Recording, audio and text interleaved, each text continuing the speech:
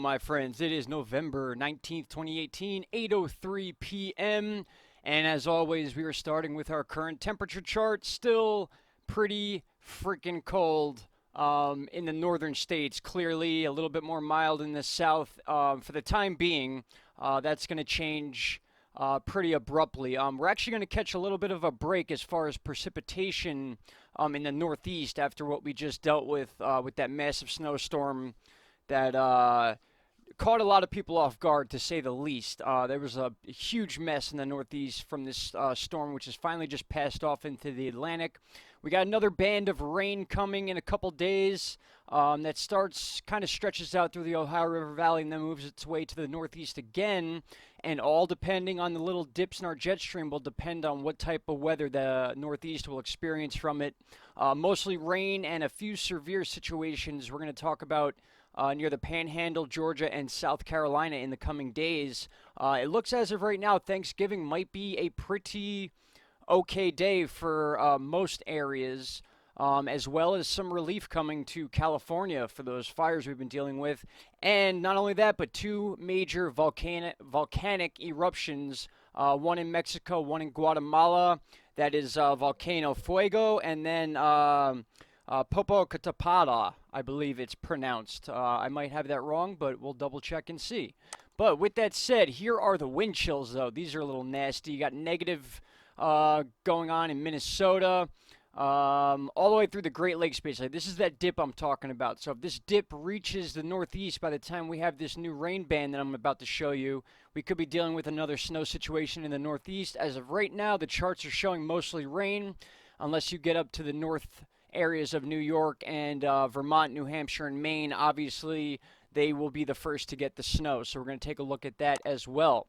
A little bit of good news: no cyclone formations, no invests or anything in the Atlantic, and that also goes for the Pacific as we are approaching the end, technically, by numbers, the end of hurricane season, which is November 30th. But remember, we have seen them before the start of the season, and we have seen them after. And looking at tropical tidbits, you do see a little bit of rotation trying to form out here. So the possibility is still there, but that's a little bit of good news that we do not have to worry about for the time being.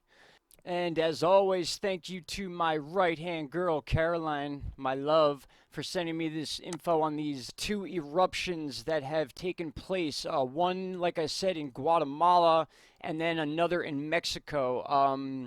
First of which, we're going to talk about Volcano Fuego, or Volcano of Fire. That is in Guatemala. This is the second eruption in the last about 6 months, I believe. June 3rd, there was an eruption of this volcano that killed over 100 people, and there was a lot of talk going on about how the government did not respond in time. That's what the people are saying in the area. But at the same time, the government's responding by saying that the people did not listen to evacuation warnings. Nonetheless, we lost 100 lives that day. A very unfortunate situation, but this volcano has erupted today. Once again, pretty serious eruption as there are thousands fleeing the area. There's ash drifting towards Guatemala City at this time.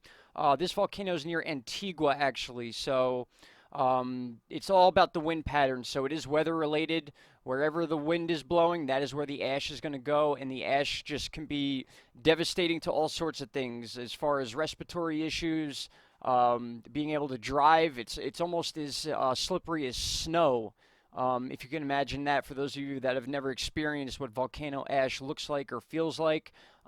Certainly not something that you can even breathe if you wanted to, so evacuations happen based on mandatory and/or if you just cannot survive in your area. So it's just, again, like I said, a very unfortunate situation in Guatemala. And then Popocatépetl, or Popocatépetl volcano in Mexico has also erupted.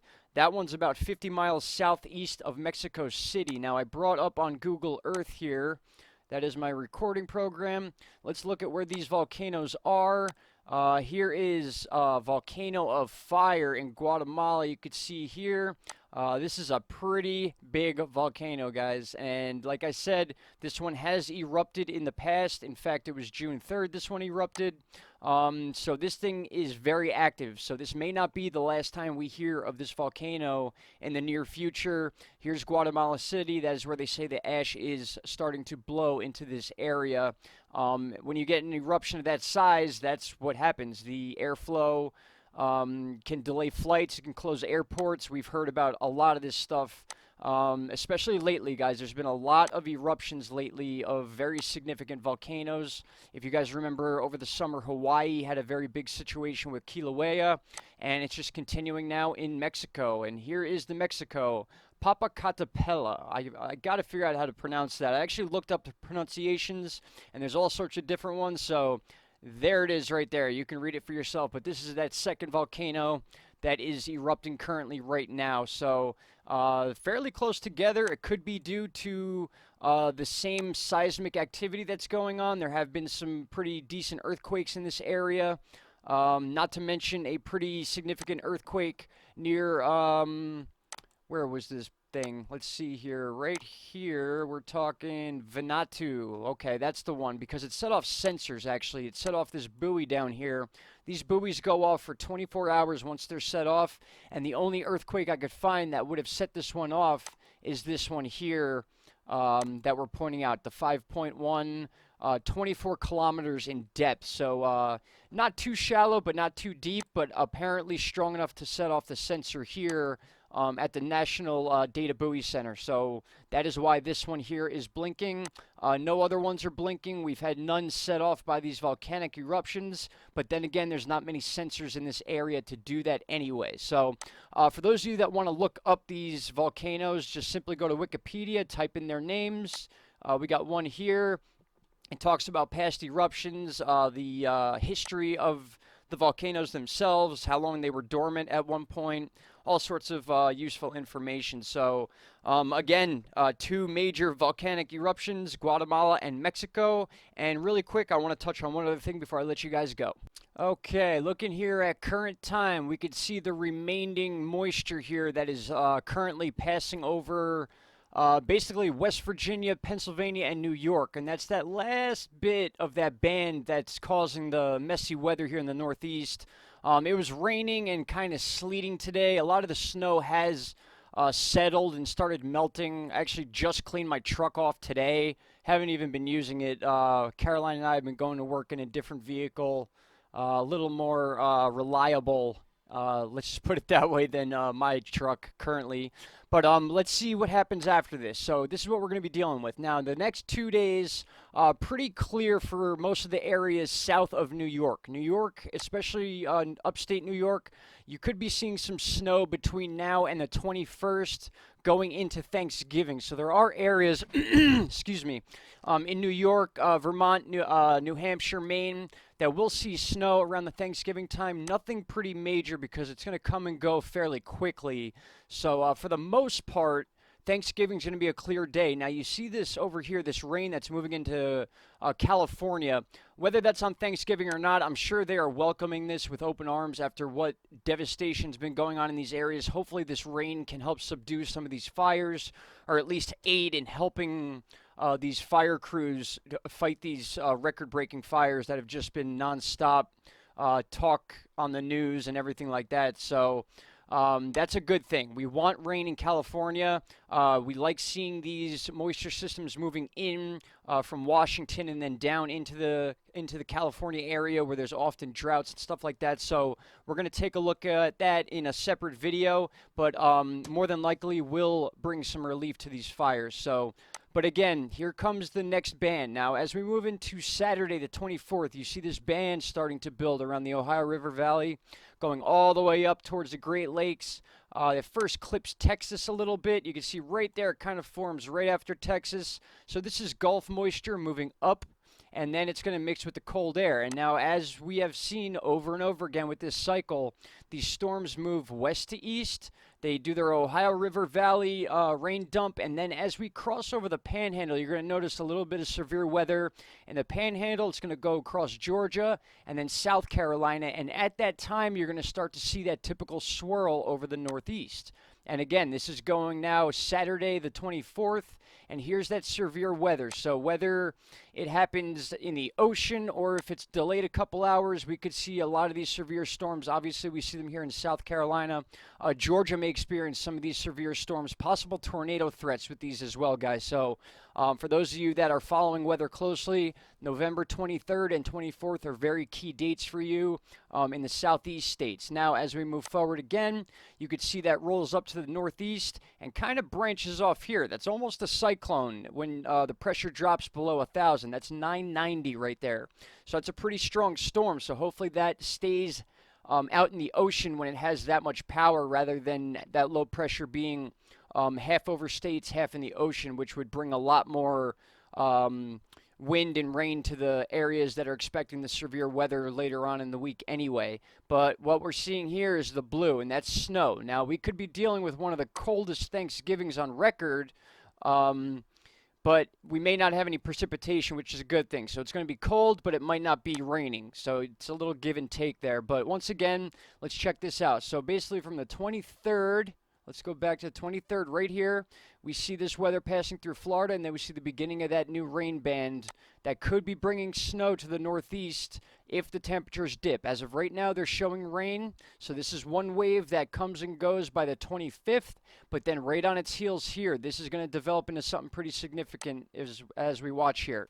Now look how it connects to the Gulf moisture. This is what I always talk about.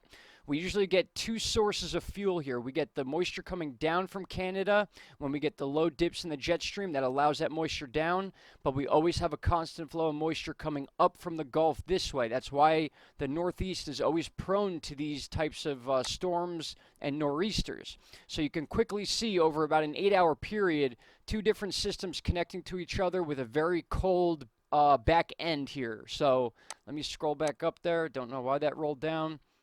Now we can move forward, and you could see by the 26th, we may have some severe weather to deal with. And again, it's all temperature based. The greens usually mean rain, but look at how close that cold weather is, and it's right over the Great Lakes. So anything to the east of the Great Lakes, we'll see a lot more of that, wintry mixed weather as far as this data shows than they will snow or rain. But this could change, guys. We're talking November 26th. We're at the 19th now. That's enough time for this to change, and we could be seeing this dip in the jet stream as this system's moving over. So definitely keep an eye on this one. We were expecting snow for Thanksgiving in the Northeast, but that has changed, which is a good thing. We don't want snow. Basically, it's too early. I'm not ready for it. I don't think anyone else is either. I just want it to come and go, or just open my eyes and it be spring already. But, that's how things go. So there we move into the 28th. We can see it's just pulling off. That low pressure right there is a little scary because we got the ends of Massachusetts and even Long Island. We got Connecticut in there. And then obviously the south side of Maine with that low pressure right there. Could be very windy. It could be pulling wind in from the coast. And then when you mix that with cold, it's just very not fun to deal with. So this is a very low pressure system. This one actually reaches 986, stronger than the past one. So each one of these waves that comes across seems to be getting closer and closer to that winter type nor'easter cycle that we've been dealing with and that we saw last year in March. So hopefully that is not what we are going to be dealing with in the coming weeks. But according to these charts, guys, it just looks like, as I say over and over again, wave after wave of these nor'easter-looking shapes. So we just got to wait and see what happens. Hunker down, hang tight, but at least we get some relief for Thanksgiving. It's going to be cold, maybe one of the coldest on record, according to the Weather Channel here. Really quick before I let you guys go. They're saying Thanksgiving could be among the coldest on record in parts of the Northeast. Of course, the poor Northeast. Just covered in blue. Blue, blue, blue, cold, cold, cold. An Arctic air mass will engulf the Northeast late this week. Some cities may see the coldest Thanksgiving day on record.